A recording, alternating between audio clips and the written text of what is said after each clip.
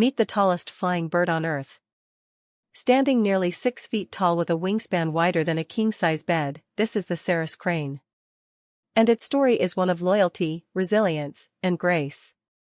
Before I get into the story, make sure you hit subscribe. Okay, here we go. You'll recognize a Sarus crane instantly.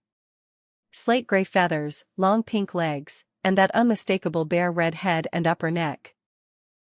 Adults wear that bright red like a crown, while juveniles start out with a feathered, brownish head. They live across South Asia, Southeast Asia, and Northern Australia. India is their stronghold. Sarus cranes are famous for one thing: they mate for life.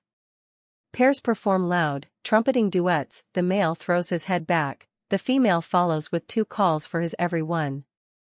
It's how they say, "This territory is taken." And they dance.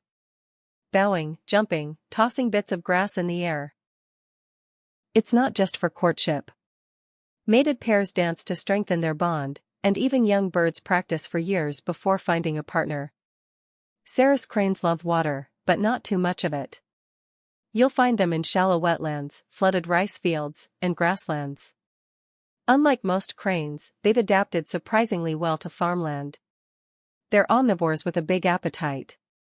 Roots, seeds, insects, frogs, even small snakes. Their long beak works like a precision tool, probing the mud for food. And because they're tall, they can wade deeper than most other wading birds. When it's time to nest, Sarus cranes go big. They build huge mounds of wetland plants, sometimes 6 feet across, right out in open water. It's a fortress against predators. The female usually lays 2 eggs. Both parents take turns incubating for about 31 days. When the chicks hatch, they're covered in cinnamon brown down and running within hours. But they'll stick with mom and dad for nearly a year, learning how to survive. In India and Nepal, Sarus cranes are woven into culture. They're seen as symbols of marital devotion.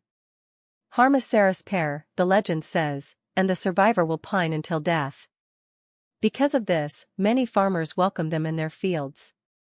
But respect hasn't stopped their decline. The biggest threats?